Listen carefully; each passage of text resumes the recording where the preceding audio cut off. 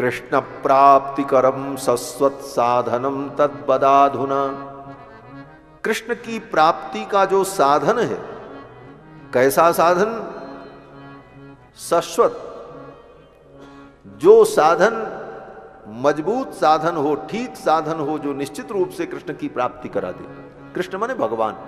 कृष्ण का मतलब केवल कृष्ण ही नहीं, कृष्ण का मतलब राम, कृष्ण का मतलब विष्णु, कृष्ण का मतलब नरसिंह।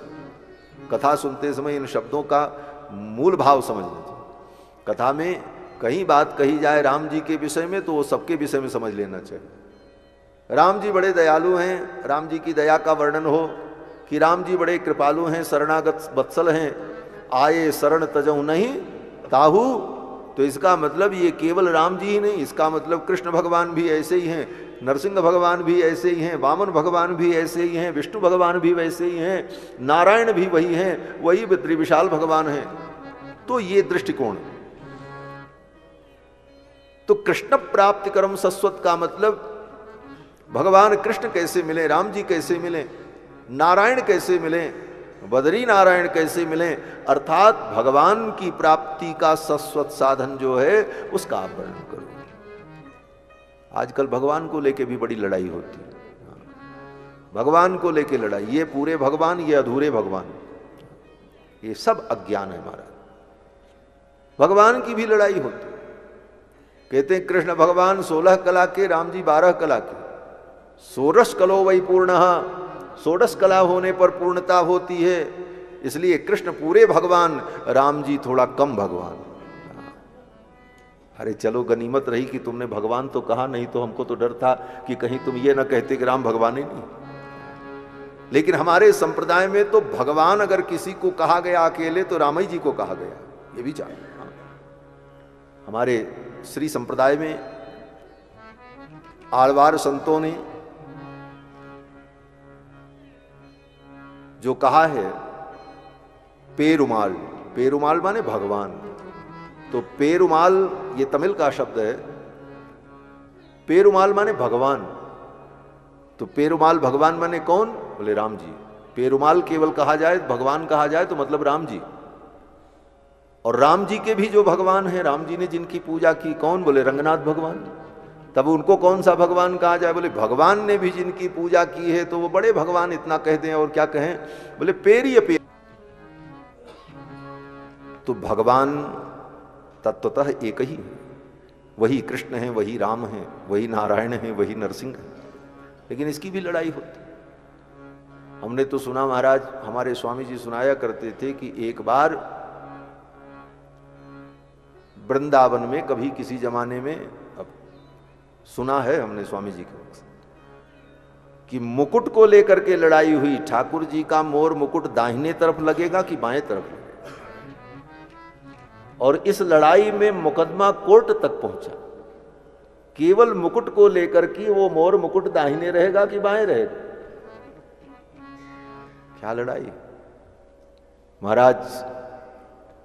तीर्थ की लड़ाई होगी, 3 चम्मच मिला कि 1 चम्मच दिया गया, इसके लिए कोर्ट तक जाना पड़े। कहां भक्ति है, कैसे समझें? बड़ी विडंबना है महाराज। तो भगवान को भी भगवान नहीं समझ पा रहे, यहां तक कि कितने ग्रंथ लिख डालते हैं लोग,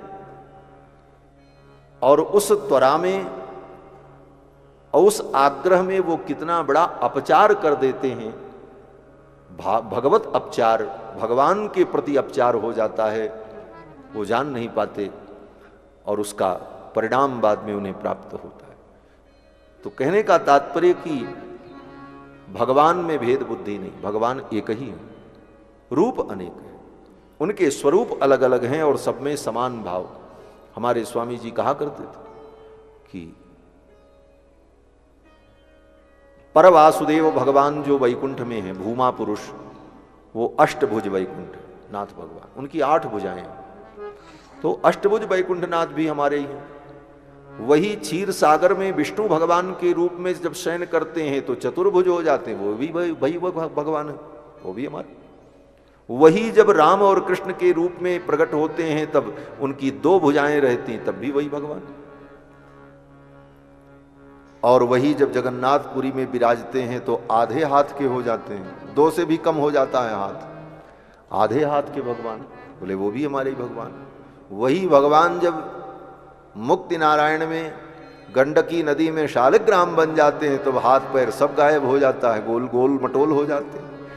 तो अष्टभुज वैकुंठनाथ भगवान, चतुर्भुज क्षीरशायी भगवान, रामकृष्णादि के रूप में द्विभुज भगवान, आधी भुजा के जगन्नाथ भगवान, बिना भुजा के शालिग्राम भगवान, सब हमारे ही हैं। एक ही भगवान है, एक ही तत्व है। यह बुद्धि होनी चाहिए, यह विचार होना चाहिए। तो कृष्ण प्राप्ति कर्म शाश्वत का तात्पर्य यह है कि भगवान हमको कैसे मिले, इस साधन का आप वर्णन करो। शौनक जी ने जब प्रार्थना की तो शौनक जी ने यह भी कहा कि प्रयच्छति गुरु प्रीतो वैकुंठम योगी दुर्लभम। हे भगवान, अगर गुरु प्रसन्न हो जाएं, आचार्य प्रसन्न हो जाएं, तो वो भगवान की प्राप्ति करा देते हैं। और आप तो हम सबके आचार्य हैं, आपके चरणों में हम प्रार्थना करते हैं, आप कृपा करके ऐसी कथा सुनाओ। इतनी विनम्रता और इतनी श्रद्धा से जब निवेदन किया शौनक जी ने तो सूत जी महाराज बड़े प्रसन्न हुए। सूत जी ने कहा, आपके हृदय में बहुत प्रीति है भगवान के प्रति, इसलिए मैं कथा सुनाऊंगा। सर्व सिद्धांत निष्पन्नम संसार भय नाशनम, समस्त सिद्धांतों का जो सार है और संसार के भय को दूर कर देने वाला वो आख्यान मैं तुम्हें सुनाऊंगा। ये कहते हुए सूत जी महाराज कथा का वर्णन करने लगे। अब एक एक पंक्ति की व्याख्या तो संभव नहीं है भागवत जी की। 7 दिनों में संपूर्ण भागवत के विषयों को पंक्तिबद्ध कहना यह किसी के बस की बात नहीं। 7 दिन सुखदेव जी ने सुनाया था और राजा परीक्षित ने सुना था, लेकिन कैसे? बोले सुखदेव जी सुनाते रहे और राजा परीक्षित सुनते रहे। एक क्षण के लिए न सुखदेव जी ने विश्राम किया और न परीक्षित ने विश्राम किया। तब 7 दिन में संपूर्ण तत्व का उपदेश किया। तो न आज कोई सुखदेव जैसा वक्ता रह गया, न राजा परीक्षित जैसा कोई श्रोता रह। फिर भी जितना हम श्रवण कर लें भाव से तो उसका फल होगा। श्रुतम हरति पापानि, सुनने का परिणाम यह होगा, हमारा पाप नष्ट होगा, अंतःकरण शुद्ध होगा, सद्विचार आएंगे, अच्छे विचार आएंगे। और विचार ही जीव को कल्याण की ओर ले जाता है। मूलतः ज्ञान से ही रक्षा होती है, विचार से ही रक्षा होती है। जब विचार हमारे उत्तम होने लग जाएंगे तो अपने आप हम कल्याण के मार्ग को प्राप्त कर लेंगे। और इसके लिए अंतःकरण का शोधन। शौनक जी महाराज ने जब प्रश्न किया तो सूत जी उत्तर देते हैं। सूत जी कहते हैं, हे मुनियों, काल रूपी ब्याल के मुख का ग्रास बना हुआ ये जो जीव है, काल के भय को दूर करने वाली ये कथा है, श्रीमद् भागवत कथा, जो मैं तुमको सुनाने जा रहा हूं। अपने मन से सुनाने जा रहे हैं। आपने इस कथा को बनाया है, आप सुनाएंगे?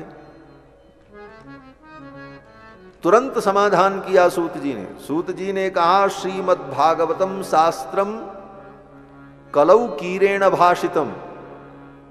कलयुग के प्रारंभ में शुकदेव जी ने जो सुनाया था, कीरेण भाषितम। कीर माने तोता, तोते का पर्यायवाची शब्द है कीर। शुक, शुक माने भी तोता। इनका नाम शुकदेव। और कितनी अद्भुत बात है, राम कथा और कृष्ण कथा दोनों कथाओं के वक्ता पक्षी। राम कथा के वक्ता कौन है? वाल्मीकि जी। वंदे वाल्मीकि कोकिलम, उनको कोयल कहा। कोयल भी तो वाल्मीकि कोकिलम।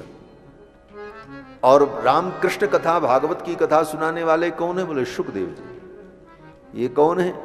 शुक माने तोता, ये भी पक्षी। ये दोनों पक्षी। पक्षी की एक विशेषता होती है, अब इस विषय पर बहुत नहीं कहेंगे। मूल बात, पक्षी की विशेषता ये होती है कि उसको आप जितना रटा दो उतना ही बोलता है, अपने मन से नहीं बोलता। जितना आप उसको रटाओगे, जितनी श्लोक याद करा दिए, कोई पंक्ति याद करा दी, बार बार वो वही दोहराता रहेगा, अपने मन से कुछ नहीं करेगा। तोते को आप जितना रटा दो, पट्टू राम राम कहो तो वो भी कहेगा पट्टू राम राम कहो। ये नहीं समझता कि पट्टू हमारे लिए कहा गया, हमको राम राम कहना है, वो भी कहता पट्टू राम राम कहो। अर्थात यथावत उसी रूप में प्रस्तुत कर दे। यह कथा की एक विशुद्ध परंपरा है। इस परंपरा को ध्यान में रख करके कथा कही जाए तो वह कथा सार्थक होती है। सुखदेव जी ने अपने पिता वेद व्यास से जो सुना यथावत उसे याद किया और वही सुनाया। कीरेण भाषितम, वाल्मीकि जी ने जो सुना देवर्षि नारद से उसी को प्रस्तुत किया, अपना ज्ञान उसमें नहीं मिलाया। आज तो वेद व्यास का ज्ञान और वाल्मीकि का ज्ञान बहुत दूर चला गया, अपना कितना ज्ञान उसमें मिला रहे हैं। ज्ञान क्या मिलाएंगे? अज्ञान ही मिलाएंगे। ज्ञान कहां से लाएंगे?